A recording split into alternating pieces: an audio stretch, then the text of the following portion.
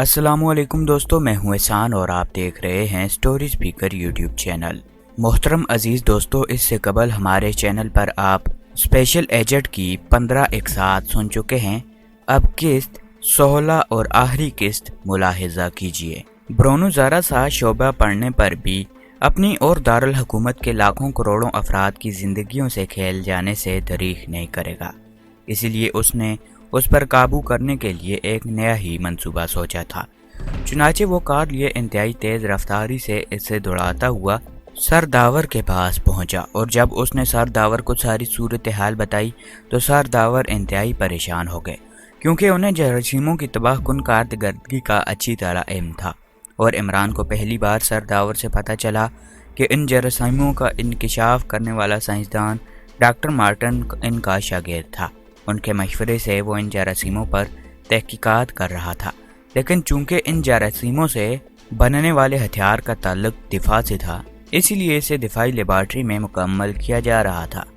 بہرحال جب عمران نے انہیں برونو کو پکڑنے اور اس سے بلیو کیپسول حاصل کرنے کا منصوبہ اپنایا، جسے وہ جلد از جلد پایا تکمیل تک پہنچانا چاہتا تھا، تو سرداور نے پہلے تو اسے منع کیا، کیونکہ اس منصوبے کے عمل درآمد میں عمران کے لیے ذاتی طور پر انتہائی رسک تھا۔ لیکن جب عمران نے انہیں بتایا کہ دارالحکومت کے لاکھوں کروڑوں افراد کی زندگیاں بچانے کے لیے اس کے سوا اور کوئی چارہ نہیں، تو سرداور رضامند ہو گئے۔ پھر انہوں نے اس منصوبے پر عمل درآمد کرنے کے لیے مطلوبہ سامان تیار کرنے میں کچھ وقت لگا دیا۔ یہ وہی وقت تھا جب کہ سر سلطان اور بلیک زیرو عمران کو پاگلوں کی طرح ڈھونڈ رہے تھے۔ سامان تیار کر کے جب عمران اور سرداور لیبارٹری سے باہر نکلنے کے لیے کاشن روم میں پہنچے، تو وہاں انہیں ایک ریڈیو اور ٹیلی ویژن پر ہونے والی اعلانات سے موجود صورتحال کا پتہ لگ گیا، اور عمران نے لیبارٹری سے ہی فون کر کے بلیک زیرو کو ہدایت دی اور انہیں شرائط پر عمل درآمد میں وقفہ دینے کا حکم دیا، اور خود کار میں بیٹھ کر تیزی سے نادرا اپارٹمنٹ کی طرف دوڑ پڑے۔ کیا تمہیں یقین ہے عمران کہ تمہارا یہ منصوبہ 100% کامیاب رہے گا؟ سرداور نے ہونٹ چباتے ہوئے پوچھا۔ نہ ہو گیا تو کیا ہوگا، موت ہی آخری حد ہے، آ جائے گی، عمران نے بڑے مطمئن لہجے میں جواب دیا، اور سرداور کو ان جراثیموں کی وجہ سے پھیلنے والی خوفناک موت کے تصور سے ہی جھری جھری سی آ گئی تھی۔ کار انتہائی تیز رفتاری سے دوڑتی ہوئی نادرا اپارٹمنٹ کے سامنے شارٹن پلازا کے پورچ میں جا رکی، اور دوسرے لمحے عمران اچھل کر باہر آ گیا۔ دوسری طرف سے سرداور بھی باہر آ گیا۔ عمران نے کار کی چھت سے کیمرہ نما مشین اٹھائی اور اسے کاندھے پر ڈال کر وہ بھاگتا ہوا شارٹن پلازے کی عمارت میں داخل ہو گیا۔ سرداور بھی اس کے پیچھے تھے، اور تھوڑی ہی دیر بعد لفٹ نے انہیں 12ویں منزل کے اوپر پہنچا دیا۔ وہاں سیکرٹ سروس کے تقریباً تمام ارکان موجود تھے۔ کمرہ 24 خالی کرا لیا گیا تھا۔ یہ کمرہ بالکل اس جگہ کے مقابل تھا جہاں سامنے نادرا اپارٹمنٹ کے چھپکے پر برونو ہاتھ میں بلیو کیپسول پکڑے ہوئے بڑے مطمئن انداز میں کھڑا تھا۔ کمرہ 24 کی بڑی سی کھڑکی سے برونو واضح طور پر نظر آ رہا تھا۔ اس نے بلیو کیپسول کو مٹھی میں پکڑا ہوا تھا، اور اس کا ہاتھ اس طرح چھپکے کی ککر پر رکھا ہوا تھا جیسے دھمکی دے رہا ہو، اور وہ اگر چاہے تو ایک لمحے میں کیپسول کو ککر سے ٹکرا کر توڑ سکتا ہے۔ وہ میگا فون سے منہ لگائے بار بار چیخ رہا تھا کہ ہیلی کاپٹر ابھی تک کیوں نہیں پہنچا، جلد ہی ہیلی کاپٹر لایا جائے، ورنہ وہ کیپسول توڑ دے گا۔ اور نیچے حکومت کی طرف سے طاقتور میگا فون سے اسے اطلاع دی جا رہی تھی کہ اس کی مرضی کے مطابق انتظامات مکمل کیے جا رہے ہیں، اور بس ہیلی کاپٹر اسے لینے کے لیے پہنچنے ہی والا ہے۔ اور ارد گرد پھیلے ہوئے ہر شخص کی نظریں آسمان پر جمی ہوئی تھیں، انہیں بھی شاید اس ہیلی کاپٹر کا انتظار تھا۔ عمران نے مشین کو جلدی سے کھڑکی کے سامنے فٹ کیا۔ سرداور نے اس پہ غلاف ہٹایا۔ مشین واقعی کسی ٹیلی ویژن کیمرے جیسی تھی، اور پھر عمران نے اس کی تار کا سرا الیکٹرک پلگ سے جوڑ دیا، اور دوسرے لمحے بٹن دباتے ہی مشین میں زندگی کی لہر دوڑنے لگی، اور اس کے اوپر لگی ہوئی پلیٹ پر چھوٹے چھوٹے مختلف بلب جلنے لگے۔ عمران نے مشین کا فوکس بالکل اس طرح سیٹ کرنا شروع کر دیا جیسے وہ چھپکے میں کھڑی ہوئی برونو کی تصویر کو کیمرے میں محفوظ کرنا چاہتا ہو۔ ٹھیک ہے سرداور، آپ مشین شروع کیجئے، میں ذرا ماسک میک اپ کر لوں، ورنہ برونو مجھے دیکھتے ہی پہچان جائے گا، عمران نے پیچھے ہٹتے ہوئے کہا، اور سرداور سر ہلاتے ہوئے مشین کی آپریٹنگ پوزیشن میں آ گئے، جبکہ عمران نے جلدی سے کوٹ کی اندرونی جیب میں سے ایک پتلا سا ماسک نکالا और उसे चेहरे पर चढ़ाना शुरू कर दिया। मास्क चढ़ाकर उसने हाथों से सर और चेहरे को थपथपाया और चंद ही लम्हों में उसके चेहरे की साख्त और बालों का अंदाज और उनका रंग तब्दील हो चुका था। अब इसे बतौर इमरान कोई भी पहचान न सकता था। इमरान, आखिर तुम क्या करना चाहते हो? पीछे से जूलिया से जब उस कदर होलनाक सस्पेंस बर्दाश्त न हो सका तो आखिरकार बोल ही पड़ी, मैं आजकल शबदीदा बाजी सीख रहा हूँ और सर दावर मेरे उस्ताद हैं। मैंने सोचा ये मौका पब्लिसिटी हासिल करने के लिए बहुत अच्छा है, क्यों ना इससे फ़ायदा उठाया जाए, बस इतनी सी बात है। इमरान ने बड़े मुतमईन लहजे में कहा और सर दावर की तरफ मुड़ गया जो अभी तक मशीन पर झुके हुए थे। रेडी सर, इमरान ने कहा। हाँ सर, दावर ने कहा और मशीन की साइड में लगा हुआ एक बटन दबा दिया। मशीन में से एक जोरदार सी आवाज़ सी पैदा हुई और दूसरे लम्हे मशीन के सामने के रुख एक छोटी सी खिड़की खुली और फिर इसमें से एक सफ़ेद रंग का कबूतर फड़फड़ाता हुआ बाहर निकला और तेज़ी से खिड़की से बाहर निकलकर फ़ज़ा में परवाज़ करता चला गया। और कमरे में मौजूदा सीक्रेट सर्विस के तमाम मेंबरान जो सांस रोके खड़े कि ना जाने इस मशीन में से क्या निकला है, उस में से कबूतर को बाहर निकलकर फ़िज़ा में उड़ते देखकर हैरत से उछल पड़े। उन्हें अपनी आंखों पर यकीन न आ रहा था कि इमरान और ख़ास तौर पर सर दावर ऐसे ख़तरनाक सिचुएशन में ऐसा मजाक भी कर सकते हैं। लेकिन सर दावर उसी तरह मशीन पर झुके हुए थे कि इमरान अब खिड़की की चौखट पर चढ़ गया था। उसका एक हाथ जेब में था। गोया सर दावर की चीखती हुई आवाज़ सुनाई दी और इमरान एक लम्हे के लिए मुड़ा और अपने साथियों की तरफ देखा और दूसरे ही लम्हे उसने 12वीं मंजिल से नीचे सड़क पर छलांग लगा दी। उसके हलक से एक कर्बनाक और ज़ोरदार चीख निकली और फिर यह चीख गहराई में गुम होती चली गई। सीक्रेट सर्विस के मेंबरान और ख़ास तौर पर जूलिया के जिस्म यूं सुन हो गया था जैसे उनके जिस्मों में दौड़ता हुआ खून मुंजमद होकर रह गया था। इमरान उस तरह खुदकुशी भी कर सकता है, यह तो वो सोच भी न सकते थे, लेकिन सब कुछ उनके सामने हुआ था और इमरान नीचे सड़क की तरफ जाती हुई चीख उनके कानों में अब तक गूंज रही थी और उन सब की आंखों पर बेख्तियार पट्टी सी बंध गई थी। अब लाशऊरी तौर पर उस धमाके के इंतज़ार में थे जो इमरान के 12वीं मंजिल से सड़क पर गिरने से पैदा होना था और जिसके बाद उनका हंसता मुस्कुराता साथी उनका दोस्त हमेशा के लिए उनसे जुदा हो जाना था। ब्रूनो ने जब से शराइत की तामील का ऐलान सा किया था उसके चेहरे पर खुशी से खिल उठा था। अब उसे अपनी मंजिल नज़दीक नज़र आ रही थी। ब्रूनो पहले तो अपनी तौर पर सरहद पार करने के लिए भाग दौड़ रहा था, लेकिन सीक्रेट सर्विस किसी भूत की तरह उस पर झपट पड़ी थी। वो होटल में भी पहुंच गए और फिर वहां वो न जाने किस तरह मिस अलमास के कमरे तक भी पहुंचाए और वहां से निकलते हुए इसे एहसास हो गया था कि अब उसका उनके चंगुल से निकलना महाल है।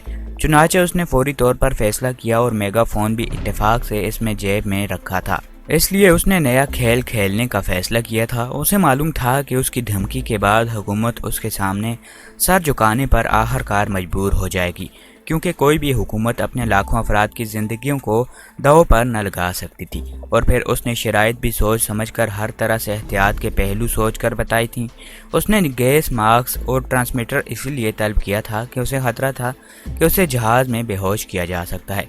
गैस मास्क पहनने के बाद उसे हर किस्म का खतरा ख़त्म हो जाना था। ट्रांसमीटर से वो चीफ बास को मौजूदा सूरत हाल बताकर उन्हें कहना चाहता था कि ऐसी सूरत हाल में सरहद पार करने और दूसरे मुल्क में पहुंचने और उसको ब्लू कैप्सूल की हिफाजत का इंतज़ाम मुकम्मल कर लिया जाए।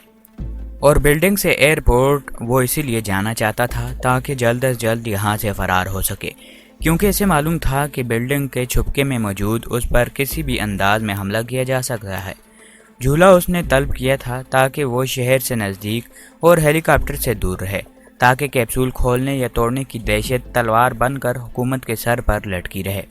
उसके बावजूद वो पूरी तरह मुस्तैद और चौंकना था और उसकी तेज़ नज़रें सर्च लाइट की तरफ हर तरफ का जायज़ा ले रही थीं ताकि खतरे की सूरत में वो फौरी एक्शन में आ जाए। वैसे भी वो दिल ही दिल में ये पुख्ता फैसला कर चुका था कि अगर इसे काबू करने या मारने की कोशिश की गई तो वो हर सूरत कैप्सूल तोड़ देगा, क्योंकि इसके ख्याल के मुताबिक जगरफाल के स्पेशल एजेंट की जान की कीमत पाकशिया के लाखों अफराद से ज़्यादा कीमती थी और अगर इसे कत्ल किया जाएगा तो फिर पाकशिया को उसकी जान के बदले में अपने लाखों अफराद की मौत भी बर्दाश्त करनी होगी। शराइत की तकमील के ऐलान के बावजूद अभी तक उन पर अमल दरामद के कोई आसार नजर न आ रहे थे।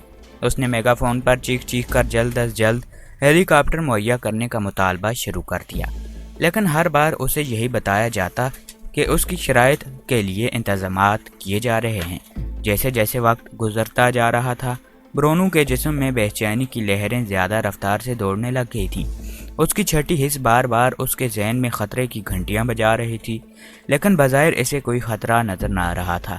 نیچے سڑک پر پولیس اور انٹیلیجنس کی گاڑیاں کھلونوں کی طرح حرکت کرتی ہوئی نظر آ رہی تھیں۔ اس کے علاوہ کوئی ٹریفک نہ تھی، البتہ ٹیلی ویژن کے کیمرے صاف نظر آ رہے تھے۔ لیکن وہ اپنی جگہ مطمئن تھا کہ جب تک اس کے ہاتھ بلیو کیپسول ہے، اس کا کوئی بھی کچھ نہیں بگاڑ سکتا۔ وہ ہر طرف سے محفوظ ہے، اور اسے یہ بھی معلوم تھا کہ اگر لانگ رینج رائفل سے بھی اس کو قتل کرنے کی کوشش کی، تب بھی اس کے پاس اتنا وقت ضرور ہو جائے گا کہ وہ کیپسول کو ککر سے ٹکرا کر توڑ سکتا ہے، یا اگر وہ اس کے ہاتھ سے چھوٹ جائے تو پھر اتنی بلندی سے نیچے سڑک پر گر کر ٹوٹنے سے اسے کوئی نہ بچا سکتا تھا۔ پھر نیچے جال بھی نہ تانے گئے تھے، اس کا مطلب تھا کہ ان کا کوئی آدمی اس پر قابو پانے کے لیے بلڈنگ پر نہیں چڑھ رہا، کیونکہ اسے معلوم تھا کہ ایسی صورت میں نیچے جال کا لگایا جانا ایک فطری اور لاشعوری عمل تھا۔ لیکن ان سب باتوں کے باوجود جیسے جیسے وقت گزرتا جا رہا تھا، اس کے جسم میں نامعلوم سی بے چینی بڑھتی جا رہی تھی۔ اسے ایسا محسوس ہو رہا تھا جیسے کسی بھی لمحے کچھ ہونے والا ہے، لیکن کیا ہونے والا ہے اس کا کوئی پتہ نہ تھا، اور نہ ہی کچھ ہونے کے بظاہر آثار نظر آ رہے تھے۔ اور پھر اچانک اس کی تیز نظریں سامنے والی بلڈنگ کے ایک کمرے کی کھڑکی پر پڑی، جہاں ایک کیمرہ نصب کیا گیا تھا اور کوئی شخص کھڑکی کے سامنے کھڑا تھا۔ اس نے نظریں ہٹا لیں کیونکہ وہ یہی سمجھا تھا کہ ٹیلی ویژن والے زیادہ واضح عکاسی کے لیے اس کے مقابل کیمرہ لائے ہوں گے۔ اسے اس قسم کی پرواہ نہ تھی کہ ٹیلی ویژن والے کہاں کیمرہ لگاتے ہیں۔ اس نے ادھر ادھر دیکھنا شروع کر دیا اور ایک بار پھر میگا فون پر چیخ کر ہیلی کاپٹر لانے کے لیے کہا۔ ابھی وہ میگا فون پر بول ہی رہا تھا کہ اس کے سامنے والی بلڈنگ سے ایک کبوتر کو پھڑپھڑا کر باہر نکلتا اور پھر فضا میں پرواز کرتے دیکھا۔ کبوتر کلابازیاں کھاتا ہوا فضا میں بلند ہوتا چلا گیا اور پھر اس کی بلڈنگ کے اوپر جا کر وہ اس کی نظروں سے غائب ہو گیا۔ برونو نے ایک بار پھر آسمان پر ادھر ادھر دیکھا۔ وہ جھولے والے ہیلی کاپٹر کا انتظار کر رہا تھا کہ اچانک ایک زوردار چیخ اس کے کانوں میں پڑی، اور دوسرے لمحے وہ بری طرح چونک پڑا جب اس نے سامنے والی بلڈنگ کی انتہائی بلندی سے کسی آدمی کو نیچے سڑک پر گرتے ہوئے دیکھا۔ اور صرف وہ نہیں، ارد گرد موجود ہر شخص اس آدمی کو اس طرح اچانک انتہائی بلندی سے گرتے دیکھ کر سب کچھ بھول بھال کر اس کی طرف متوجہ ہو گئے۔ اسی لمحے برونو کے کانوں میں پھڑپھڑاہٹ کی آواز سنائی دی، اور پھر اس سے پہلے کہ وہ کچھ سمجھتا، اچانک اس کے ہاتھ پر جیسے اس نے بلیو کیپسول پکڑ رکھا تھا، کسی نے زوردار جھپٹا مارا۔ چونکہ برونو گرنے والے کی طرف متوجہ تھا، اسی لیے کیپسول پر اس کی گرفت عام حالت میں سخت نہ رہی تھی۔ اچانک جھٹکا لگنے سے بے اختیار اس کی مٹھی کھلی اور بلیو کیپسول اس کے ہاتھ سے نکل کر نیچے سڑک کی طرف گرنے لگا۔ اسی لمحے سفید رنگ کے کبوتر نے بجلی کسی تیزی سے غوطہ لگایا، اور دوسرے لمحے وہ سڑک کی طرف گرتے ہوئے خوفناک کیپسول کو اپنے پنجوں میں دبا چکا تھا اور کلابازیاں کھاتا ہوا تیز رفتاری سے واپس سامنے والی بلڈنگ میں کھڑکی کی طرف اڑتا چلا گیا تھا۔ ادھر جو آدمی سامنے والی بلڈنگ کی انتہائی بلندی سے نیچے گرا تھا، زمین کے قریب پہنچتے ہی اس کا ہاتھ فضا میں بلند ہوا، اور پھر ایک زوردار دھماکہ ہوا، اور دوسرے لمحے اس کے ہاتھ میں پکڑے ہوئے کسی پستول نما آلے میں ایک غبارہ سا باہر نکلا، اور وہ ایک لمحے میں فضا میں کسی پیراشوٹ کی طرح پھیلتا چلا گیا۔ اس آدمی کے جسم کو ایک زوردار جھٹکا لگا اور اس کے گرنے کی رفتار کم ہو گئی، اور دیکھتے ہی دیکھتے وہ آدمی سڑک پر اس طرح کھڑا ہو گیا جیسے وہ اتنی بلندی سے گرنے کی بجائے سیڑھیاں اتر کر نیچے سڑک پر جا کھڑا ہوا ہو۔ پیراشوٹ نما غبارہ بھی اب تک فضا میں لہرا رہا تھا۔ اس آدمی کا ہاتھ ابھی تک فضا میں بلند تھا۔ برونو حیرت سے بت بنا کھڑا کا کھڑا رہ گیا تھا۔ اس کی سمجھ میں ہی نہ آیا کہ اس کے ساتھ کیا ہو گیا ہے۔ کیپسول جس کے بل پر وہ اپنی شرائط منوا رہا تھا، وہ ایک کیپسول جس کے اندر لاکھوں افراد کی دردناک موج چھپی ہوئی تھی، اس کے ہاتھوں سے غائب ہو چکا تھا۔ وہ یوں خالی ہاتھ کھڑا تھا جیسے وہ جوئے کی بازی میں اپنی زندگی ہار گیا ہو۔ عمران نے ایک زوردار چیخ مارتے ہوئے 12ویں منزل کی کھڑکی سے چھلانگ لگائی اور اس کا جسم انتہائی تیزی سے نیچے گہرائی میں گرنے لگا۔ چند لمحوں کے لیے اسے یوں محسوس ہوا جیسے حواس اس کا ساتھ چھوڑ رہے ہوں، لیکن اس نے سر کو جھٹکا دے کر اپنے آپ کو سنبھالا۔ اس کا جسم کسی لاش کی طرح نیچے گر رہا تھا اور نیچے موجود سڑک تیزی سے اس کی پانی بہاتی ہوئی آنکھوں کے سامنے پھیلی جا رہی تھی، اور پھر اسے جیسے ہی اندازہ ہوا کہ اب وہ زمین سے 100 گز کے فاصلے پر پہنچ گیا ہے، اس نے جیب میں ہاتھ ڈالا اور ہاتھ کو ایک جھٹکے سے باہر نکالا۔ اس کے ہاتھ میں ایک بڑی سی نال کا ریوالور تھا جو باہر آ گیا۔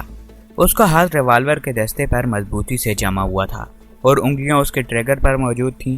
نیچے گرتے ہی اس نے اپنے ہاتھ کی گرفت کو ہر لحاظ سے مضبوط کر رکھا تھا، کیونکہ اسے معلوم تھا کہ اسی گرفت پر اس کی موت اور زندگی کا انحصار ہے۔ چنانچہ ریوالور کے باہر نکالتے ہی اس نے ٹریگر پر جمی ہوئی انگلی کو زور سے حرکت دینے میں اپنی پوری قوت صرف کرنی پڑی، اور جیسے ہی اس کی انگلی نے حرکت کی اور ایک زوردار دھماکہ ہوا اور ریوالور کی نال سے ایک غبارہ سا کھل کر ہوا میں کسی پیراشوٹ کی طرح پھیلتا چلا گیا، جس کی رسی ریوالور کی نال کے اندر اب بھی موجود تھی۔ غبارے کے باہر نکلتے ہی اس کے جسم اور خاص طور پر اس کے ہاتھوں کو اپنے زور سے جھٹکا لگا کہ اسے یوں محسوس ہوا جیسے اس کا بازو کندھے کے جوڑ سے علیحدہ ہو جائے گا، لیکن اس نے اپنے جسم کو سکیڑ کر اس جھٹکے کی شدت سے محفوظ رکھا تھا، اور دوسرے لمحے انتہائی تیز رفتاری سے نیچے گرتا ہوا اس کا جسم جھٹکے سے رک گیا اور یوں ایک بازو کے بل نیچے گرتا گیا جیسے کسی نے اسے پکڑ کر نیچے کھڑا کر دیا ہو۔ اس کا ایک ہاتھ ابھی تک فضا میں اٹھا ہوا تھا اور غبارہ نما پیراشوٹ فضا میں لہرا رہا تھا۔ ارد گرد کے لوگ اسے حیرت انگیز اور اچانک واقع دیکھ کر یوں دم خود بخود تھے جیسے کسی جادوگر نے انہیں جادو کی چھڑی گھما کر مجسموں میں تبدیل کر دیا ہو۔ عمران کا چہرہ اسی کھڑکی کی طرف اٹھا ہوا تھا جہاں سے وہ کودا تھا، اور اسی لمحے اسی کھڑکی میں سے ایک شعلہ سا چمکتا ہوا دکھائی دیا، اور اس کے ساتھ ہی جس چھپکے میں برونو کھڑا تھا وہاں سے ایک ہلکی سی چینخ سنائی دی، اور دوسرے لمحے برونو ایک زوردار جھٹکا کھا کر چھپکے کی پچھلی دیوار سے ٹکرایا اور پھر وہ منہ کے بل آگے کو جھکتا ہوا چھپکے کی نیچی دیوار پر گرا۔ اس کے دونوں ہاتھ نیچے کی طرف لٹکے، اس کا جسم آگے کو یوں جھکا جیسے وہ سر کے بل نیچے سڑک پر آ گرے گا، لیکن پھر اس کا جسم رک گیا کیونکہ اس کے پیر پچھلی دیوار کے جڑ کے ساتھ اٹھ کر لگے ہوئے تھے۔ برونو کو یوں جھٹکا کھا کر گرتے دیکھ کر وہاں ارد گرد موجود ہر شخص خوف کی شدت سے بری طرح چینخ پڑا، کیونکہ ان سب کو معلوم تھا کہ اس کے ہاتھ میں موت کا کیپسول ہے، اور ظاہر ہے اس طرح گرنے کی وجہ سے وہ اس کے ہاتھ سے نکل کر نیچے سڑک پر آ گرا تھا، اور پھر اس کا ٹوٹ جانا یقینی تھا، اور اس کے ٹوٹنے کے بعد جو ہونا تھا وہ سب کو معلوم تھا۔ میرا شبدیدہ کام رہا وکٹری فار پاکشیا۔ اچانک عمران کے حلق سے ایک زوردار نعرہ بلند ہوا اور اس کے ساتھ ہی اس نے غبارے والا پستول ہاتھ سے چھوڑ دیا اور غبارہ ریوالور کو لے کر تیزی سے فضا میں بلند ہوا۔ عمران نے ریوالور چھوڑتے ہی بجلی کسی تیزی سے ماسک چہرے سے ہٹا دیا، اور عمران کے نعرے نے خوف سے چیخیں مارتے ہوئے انسانوں پر انوکھا رد عمل کیا تھا۔ کہاں وہ خوف سے چیخ رہے تھے اور اب خاموشی سے کھڑے عمران کو دیکھنے لگ گئے تھے۔ کیا ہوا؟ وہ کیپسول؟ قریب ہی موجود سر سلطان ماسک ہٹتے ہی عمران کا چہرہ دیکھ کر بولے، وہ کیپسول محفوظ ہے، سر داور کے پاس ہے، ان کی مشینی کبوتر نے کام دکھایا ہے، اور برونو اسکندر کی طرح خالی ہاتھ وہ سامنے چھپکے کے ساتھ لٹکا ہوا ہے اور در سے عبرت دے رہا ہے۔ عمران نے بلند آواز میں کہا۔ پہلے تو سر سلطان اور ارد گرد موجود لوگوں نے عمران کی بات پر یقین نہ کیا، مگر جب انہوں نے واقعی برونو کے دونوں لٹکے ہوئے ہاتھوں کو خالی دیکھا اور کیپسول اب تک نیچے بھی نہ گرا تھا، تو سب سے پہلے سر سلطان اپنی جگہ سے اچھلے اور پھر دوڑتے ہوئے وہ عمران سے لپٹ گئے۔ تم عظیم ہو، تم عظیم ہو، تم عظیم ہو۔ سر سلطان کے منہ سے بے اختیار ایک ہی فقرہ نکل رہا تھا، اور ان کی آنکھوں سے نہ جانے کس جذبے کی وجہ سے مسلسل آنسو ٹپکنے لگے۔ ارے میرا نام علی عمران ہے، ڈیڈی سن رہے ہیں؟ انہیں پتہ چلا کہ میں نے ان کا رکھا ہوا نام بدل دیا ہے تو کھوپڑی پیلی کر دیں گے۔ عمران نے اپنے آپ کو چھڑاتے ہوئے رو دینے والے لہجے میں کہا، اور سر سلطان اسے چھوڑ کر تیزی سے پولیس جیپ کے سامنے کھڑے ایک انسپکٹر کی طرف لپکے۔ انہوں نے اس کے ہاتھ سے میگا فون جپٹ لیا۔ خوش ہو جاؤ پاکشیا کے لوگوں، خوشیاں مناؤ، اب خطرہ ختم ہو گیا ہے۔ ہمارے ملک کے عظیم انسان نے اپنی جان پر کھیل کر نہ صرف مجرم کو قابو کر لیا ہے بلکہ وہ خوفناک کیپسول بھی اب محفوظ ہاتھوں میں پہنچ چکا ہے۔ سلام کرو اس عظیم انسان کو، سلام کرو، سر سلطان نے جذبے سے بات کرتے ہوئے کہا، اور ان کی آواز میگا فون پر جیسے ہی فضا میں پھیلی ہر طرف خوشیوں سے بھرے ہوئے نعرے گونجنے لگے۔ خوف کی شدت سے زرد چہرے مسرت سے جگمگانے لگے تھے۔ اور سر سلطان مائک چھوڑ کر تیزی سے واپس عمران کی طرف بڑھے، جو بڑا معصومانہ چہرہ لیے یوں کھڑا ایک ایک کو دیکھ رہا تھا جیسے کوئی دیہاتی بچہ پہلی بار میلے میں آیا ہو اور ایک ایک چیز کو حیرت اور تعجب سے آنکھیں پھاڑ کر دیکھ رہا ہو۔ یہ سب ہوا کیسے؟ سر سلطان نے مسرت سے چینکتے ہوئے کہا۔ اسی لمحے سر رحمان اور دوسرے اعلیٰ حکام بھی عمران کے گرد اکٹھے ہو گئے۔ سر رحمان کے چہرے پر عجیب سے تاثرات تھے، حیرت اور اندرونی مسرت نے ان کے چہرے پر متضاد کیفیات نمایاں کر دی تھی۔ پتہ نہیں جناب، یقین کیجئے مجھے پتہ نہیں، میں تو اوپر والی 12ویں منزل کی کھڑکی میں کھڑا تماشا دیکھ رہا تھا کہ کسی کم وقت نے مجھے وہاں سے دھکا دے دیا۔ وہ تو میری جیب میں غبارے والا پستول تھا جو میں نے چنگم کے 10 پیکٹ اکٹھے خریدنے پر انعام میں حاصل کیا تھا، وہ میں نے بس چلا دیا، مجھے پتہ نہیں، عمران نے بڑے بوکھلائے ہوئے لہجے میں کہا اور اس طرح آنکھیں جھکا لیں جیسے کسی بچے کو ٹافیاں چراتے ہوئے اچانک پکڑ لیا جائے، وہ نظریں جھکا لیتا ہے۔ احمق آدمی، کیا ضرورت تھی 12ویں منزل سے چھلانگ لگانے کی؟ اگر مر جاتے تو؟ اچانک سر رحمان نے وسیلے لہجے میں کہا۔ ڈیڈی، اتنی اونچی سیڑھی نہیں ملی تھی، احمان سے میں نے بہت ڈھونڈی تھی، مجبوری تھی ڈیڈی، عمران نے بڑے معصوم سے لہجے میں کہا، اور سر رحمان شاید زندگی میں پہلی بار مسکرانے پر مجبور ہو گئے تھے۔ اسی لمحے سر داور تیز تیز قدم اٹھاتے قریب آتے دکھائی دیے۔ Good show Imran, good show, تم واقعی عظیم ہو، میں سوچ بھی نہ سکتا تھا کہ کوئی شخص اس قدر جرأت بھی کر سکتا ہے، سر داور نے قریب آ کر کہا اور انہوں نے عمران کو گلے سے لگا لیا۔ استاد جی، میرا انعام، ہر شاگردوں کو استاد انعام بھی دیا کرتے ہیں، عمران نے بڑے معصوم سے لہجے سے کہا، اور سر داور بے اختیار ہنس پڑے۔ ہاں تمہیں انعام ملے گا، ضرور ملے گا، یہ لو اپنا انعام۔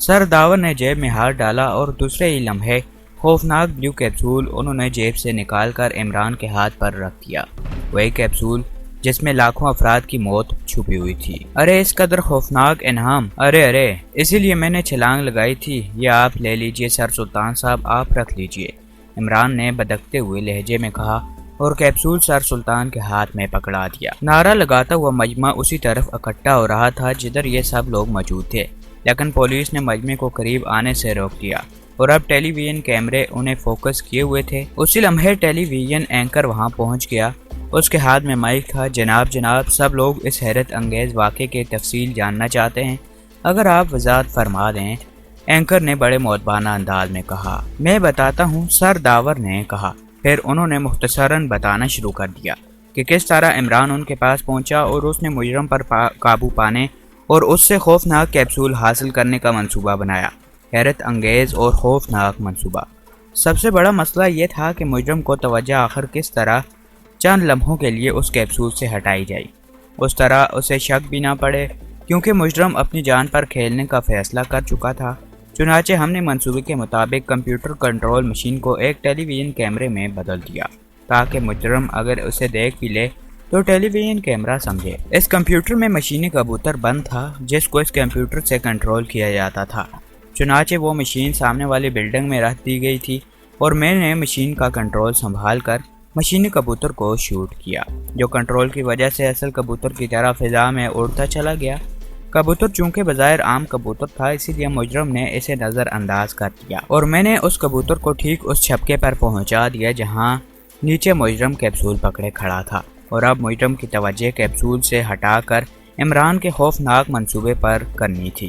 اس کے 12ویں منزل کی کھڑکی سے یوں نیچے چھلانگ لگا دی کہ وہ بلندی سے گرا ہو۔ انسانی فطرت کے مطابق عمران کو یوں چیخ کر نیچے گرتے دیکھ کر مجرم کی توجہ اس کی طرف ہو گئی اور کیپسول پر اس کی گرفت ڈھیلی پڑ گئی، اور اسی لمحے میں نے چھپکے کے اوپر پرواز کرتے مشینی کبوتر کو کمپیوٹر کے ذریعے کنٹرول کرتے ہوئے مجرم کے اس ہاتھ پر جس میں کیپسول موجود تھا جھٹکا دیا، اور مشینی کبوتر نے اس ہاتھ پر جھپٹا مارا۔ چونکہ مجرم گرتے ہوئے عمران کی طرف متوجہ تھا، اسی لیے جھٹکا لگنے سے اس کی گرفت کیپسول پر ختم ہو گئی تھی اور کیپسول اس کے ہاتھ سے نکل کر نیچے گر پڑا۔ میں نے کبوتر کو غوطہ دیا اور دوسرے ہی لمحے کبوتر نے نیچے گرتے ہوئے کیپسول کو پنجوں میں دبایا اور پھر بجلی کی سی تیز رفتاری سے واپس اڑتا ہوا میرے پاس پہنچایا، اور میں نے اس کے پنجوں سے کیپسول حاصل کر کے جیب میں ڈال لیا۔ یہ وہی لمحہ تھا جب عمران کے قدم زمین پر لگے تھے، کیونکہ اس کی جیب میں پیراشوٹ فائر ریوالور تھا اور اس کی چھلانگ کے بعد اس کی زندگی یا موت کا انحصار اس ریوالور کے بروقت فائر پر تھا جو اس نے کر دیا۔ اور غبار نما جدید ترین پیراشوٹ نے زوردار عمل کے ذریعے اس کی رفتار کو کم کیا اور وہ یوں زمین پر اتر گیا جیسے وہ سیڑھیاں اتر کر نیچے آیا ہو۔ کیپسول حاصل کرتے ہی منصوبے کے مطابق میں نے ہیلیم گیس کا فائر برونو پر کیا، جو پہلے پھر کمپیوٹر فائرنگ ٹارگٹ پر تھا۔ اس گیس کے فائر سے برونو بے ہوش ہو کر چھپکے میں گر گیا اور اب کیپسول محفوظ ہاتھوں میں ہے اور مجرم بھی، سر داور نے تفصیل بتاتے ہوئے کہا۔ لیکن سر داور صاحب، اگر آپ کا مشینی کبوتر اس کیپسول کو اپنے پنجوں میں نہ دبا سکتا، آپ سے غلطی بھی ہو سکتی تھی، تو پھر اس کا کیا نتیجہ نکلتا؟ کیا آپ نے اس پر غور کیا تھا؟ اینکر نے کہا، ہاں، ہمیں معلوم تھا کہ اگر ایسا ہوا تو سب کچھ تباہ ہو جائے گا، لیکن ہم اتنے بچے نہیں کہ اس قدر خوفناک رسک لے لیتے۔ ہمیں معلوم تھا کہ جراثیموں والا یہ کیپسول ایک مخصوص مادہ سے بنایا گیا ہے، اور ہم نون مشینی کبوتر کو پنجوں میں ایسا مادہ لگا دیا تھا کہ کیپسول اس کے پنجوں سے اس طرح چمٹ جانا تھا جیسے لوہا مقناطیس سے چمٹ جاتا ہے۔ اسی لیے ہم مطمئن تھے کہ کبوتر بہرحال کیپسول کو پکڑ لے گا، اور آپ نے دیکھا کہ ایسا ہی ہوا، سر داور نے مطمئن لہجے میں کہا۔ لیکن اس مادہ نے جو کبوتر کے پنجوں میں لگایا گیا تھا اس وقت کیوں نہ اثر کیا جس وقت اس نے مجرم کے ہاتھ پر جھپٹا مارا تھا اور کیپسول مجرم کے ہاتھ میں تھا۔ ایسا بھی تو ہو سکتا تھا کہ کیپسول کا کچھ حصہ وہیں کبوتر کے پنجوں سے چمٹ جاتا اور بقیہ کیپسول مجرم کے ہاتھ میں ہی پھنس کر رہ جاتا۔ اینکر نے انتہائی ذہانت والا سوال پوچھا۔ یہ پہلو بھی پہلے ہمارے ذہن میں تھا۔ آپ یہ نہ بھولیے کہ وہ اصل کبوتر نہیں بلکہ مشینی کبوتر تھا۔ اس کے پنجوں کے اندر خلا میں وہ مادہ بھرا گیا تھا۔ جس وقت اس نے جھپٹا مارا اس وقت وہ مادہ اس کے پنجوں کے نیچے نہ پھیلا تھا، لیکن جب کیپسول اس کے ہاتھ کی گرفت سے نکلا، طے شدہ پلاننگ کے تحت کمپیوٹر نے وہ مادہ پنجوں پر پھیلا دیا، سر داور نے کہا۔ اور صاحب، اس مادے کے باوجود آپ نے کبوتر کے پنجوں سے وہ کیپسول کیسے نکال لیا؟ کیا اس رد عمل کی وجہ سے کیپسول کے ٹوٹنے کا خطرہ نہ تھا؟ اینکر نے پوچھا۔ کمپیوٹر کا بٹن آف کر کے وہ کیپسول لیا جا سکتا ہے، اور میں نے یہی کیا۔ یہ تو سادی سی بات ہے، سر داور نے کہا، اور اینکر چپ ہو گیا۔ لیکن عمران صاحب، اگر پیراشوٹ باندھ کر کودتے تو کیا اس طرح رسک کم نہ کیا جا سکتا تھا؟ اینکر نے اب دوسرے رخ پر بات شروع کر دی۔ آپ مجرم کی ذہانت اور عیاری کو نہیں جانتے، عمران جانتا ہے۔ اگر پیراشوٹ باندھ کر کودتا تو وہ ایک لہجے میں سب کچھ سمجھ جاتا، کیونکہ اس نے پیراشوٹ کو کمر پر باندھتے ہوئے چیک کر لینا تھا۔ اسی لیے عمران نے یہ رسک لیا۔ اس رسک کے بغیر اس مجرم کو ڈاج نہ دیا جا سکتا تھا، سر داور نے کہا۔ اگر عمران صاحب بر وقت وہ ریوالور فائر نہ کر سکتے، یا ان وقت پر وہ ریوالور دھوکہ دے جاتا، یا عمران صاحب راستے میں ہی بے ہوش ہو جاتے، تو اس وقت عمران کی ہڈیوں اور گوشت کا ملبہ سڑک پر بکھرا ہوا نظر آ رہا ہوتا، سر داور نے کہا۔ ارے باپ رے سر داور، آپ نے مجھے پہلے کیوں نہیں بتایا؟ ماما مجھے بتا دیتے تو میں کوئی پاگل نہ تھا کہ اس طرح کود پڑتا، عمران نے اچانک خوف سے آنکھیں پھیلاتے ہوئے کہا، اور سر داور اس کی اداکاری پر بے اختیار ہنس پڑا۔ یہ عمران صاحب کیا سیکرٹ سروس سے متعلق ہیں؟ کیا یہ سیکرٹ سروس کے چیف ہیں؟ اینکر نے پوچھا۔ Secret service? ارے کیا کہہ رہے ہیں آپ؟ ارے مجھے کیا ضرورت ہے سیکرٹ رہنے کی؟ میں تو اوپن سروس کا قائل ہوں، ایسی سروس جیسے ڈاک خانے والوں کی میل سروس ہوتی ہے، یا ہوائی کمپنیوں کی کارگو سروس، یا آپ ٹیلی ویژن والوں کی سروس۔ ویسے بڑے بھائی، کیا مجھے بھی نوکری مل سکتی ہے آپ کی طرح یہ چھوٹا سا مائک اٹھا کر سوال کرنے کی؟ ایمان سے سوچ کر آپ سے اچھے نہیں تو آپ جیسے سوال ضرور کر لوں گا، عمران نے احکامانہ انداز میں منہ بناتے ہوئے کہا۔ نہیں، ان کا کوئی تعلق سیکرٹ سروس سے نہیں، یہ تو سینٹرل انٹیلیجنس ڈائریکٹر سر رحمان صاحب کے صاحبزادے ہیں اور شوقیہ فنکار ہیں، سر سلطان نے قریب کھڑے سر رحمان کی طرف اشارہ کرتے ہوئے کہا۔ اوہ مبارک ہو جناب، آپ کے صاحبزادے نے حیرت انگیز کارنامہ سر انجام دیا ہے، اینکر نے فوری ہی سر رحمان سے مخاطب ہو کر کہا۔ شکریہ، ایسے احکاموں سے ایسی احکامانہ منصوبوں کی توقع کی جا سکتی ہے، سر رحمان نے برا سا منہ بناتے ہوئے کہا۔ میرے خیال میں اب تمام وضاحت ہو چکی ہے، اب چلنا چاہیے، سر سلطان نے کہا، اور اینکر شکریہ ادا کر کے واپس مڑ گیا، اور سر سلطان اور سر رحمان اور دیگر اعلیٰ حکام اپنی اپنی کاروں کی طرف بڑھ گئے، اور عمران اسی طرح ایک ایک کو جاتے ہوئے یوں دیکھ رہا تھا جیسے اسے یہ توقع ہی نہ ہو کہ اس کے عظیم کارنامے کی بس اتنی ہی تعریف ہوگی، اور پھر سب چلے جائیں گے اور اسے اکیلا چھوڑ کر۔ سر داور بھی سر سلطان کے ساتھ ہی چلے گئے۔ ارے وہ میرا انعام، ارے کچھ رقم تو دیتے جاؤ، 150 روپے ہی صحیح، عمران نے اونچے لہجے میں کہا، اور پھر یوں مایوس ہو کر واپس مڑا جیسے اس کے کارنامے کے کسی نے قدر نہ کی ہو۔ عمران صاحب، اسی لمحے صفدر کی آواز سنائی دی، اور عمران نے چونک کر اس کی طرف دیکھا جہاں صفدر کے ساتھ ساتھ سیکرٹ سروس کے تمام ممبران کھڑے بڑی عقیدت سے इमरान को देख रहे थे। आप मेरा इंटरव्यू लेंगे? ज़रूर लेंगे, लेकिन ओह, आपके हाथ में तो कुछ नहीं, ना माइक और ना ही मुआवजे का कोई चेक, इमरान ने मायूस से लहजे में कहा, और सब उसके अंदाज पर बेख्तियार हंस पड़े। अरे मेरे यार ब्रोनू, अरे क्या वो वहीं लटका रहेगा? अरे इसे नीचे तो उतारो, शायद वही इनाम में कुछ दे दे। अचानक इमरान ने यूं चौंक कर उस छपके की तरफ देखा जहां ब्रोनू मौजूद था, लेकिन जाहिर है छपका हाल ही पड़ा हुआ था। वो इनाम वसूल करने वालों के हाथ में पहुंच चुका था। वो आपको क्या देगा? संफ्तर ने हंसते हुए कहा, और इमरान ने यूं मायूसी से मुंह लटका लिया जैसे इनाम हासिल करने की आखिरी उम्मीद भी खत्म हो गई हो। दोस्तों, उम्मीद है कि आप सबको यह सीरीज पसंद आई होगी। मिलेंगे किसी नई सीरीज में, तब तक मुझे दीजिए इजाजत और अपना बहुत सारा ख्याल रखिएगा। अल्लाह पाक आप सबका हाफिज होने के बाद। वालेकुम अस्सलाम।